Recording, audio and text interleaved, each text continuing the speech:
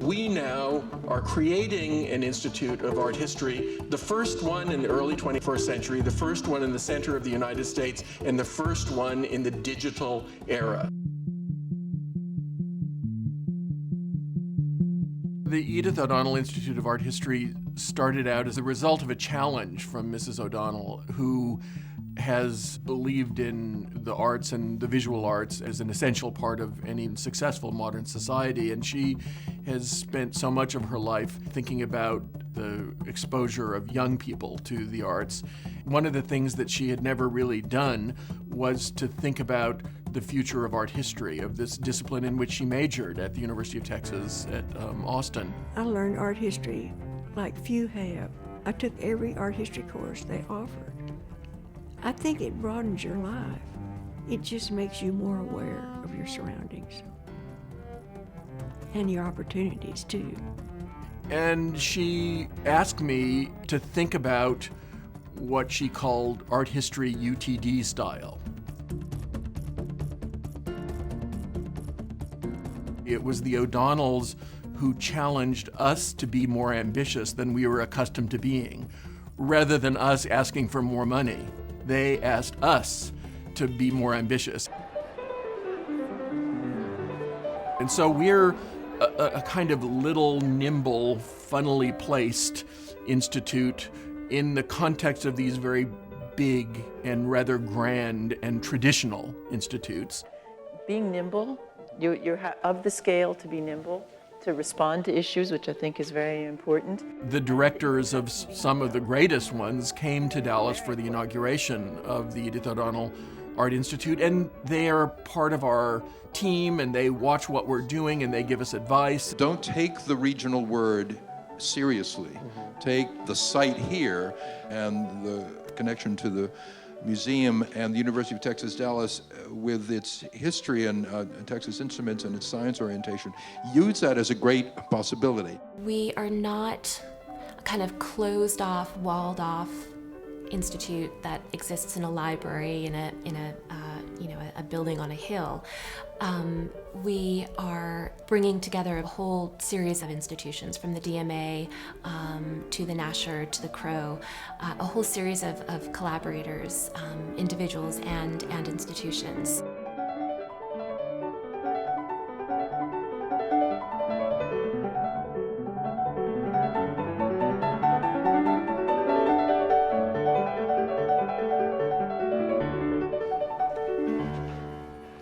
What's surprising to me is that when you do a catalogue raisonné, you become rather conservative by the genre itself. Right. When you become this kind of cop.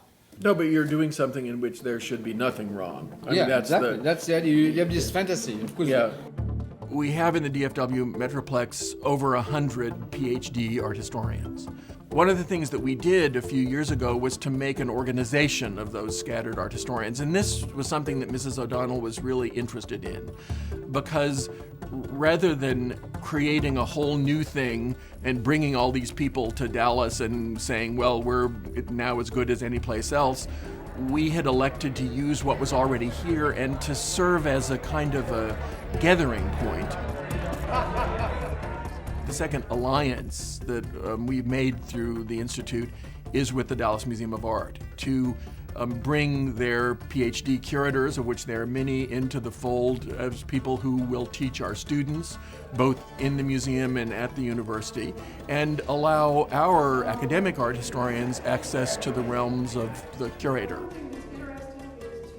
It's very exciting to have this direct connection between art and the history of art. The DMA has now a major collection of Islamic art, the Kier collection, and the Institute brings in serious focus on art history. So we're going to look at Islamic art in new ways, explore new questions.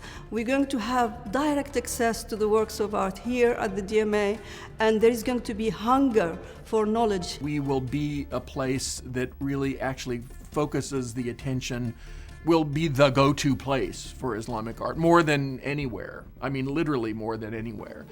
Conservation is more than simply fixing broken art objects. It really is a daily interaction between conservators, curators, art historians, and conservation scientists.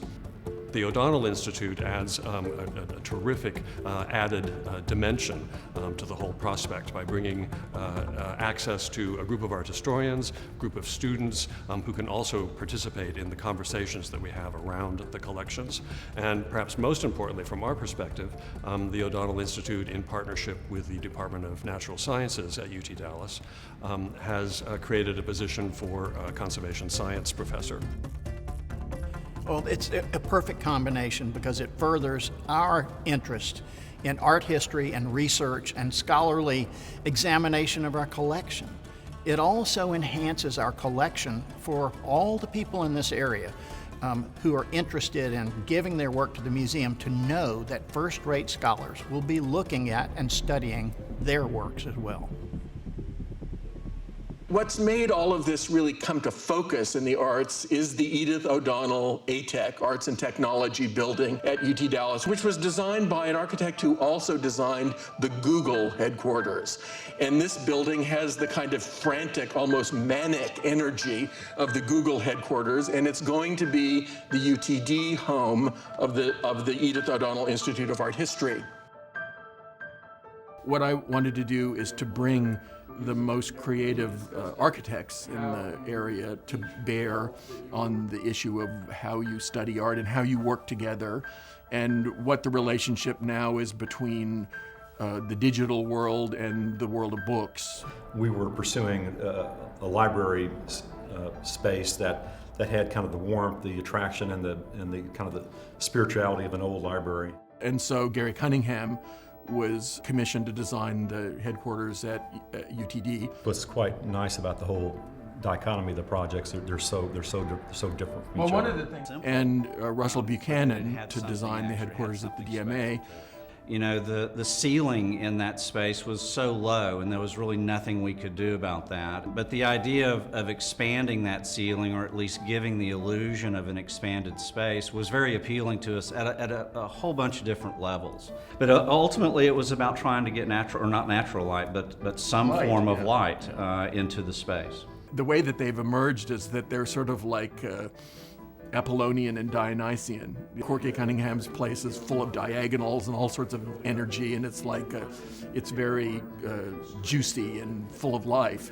And Russ Buchanan's is very straight and severe and rigid in a certain way, and about light and space and order.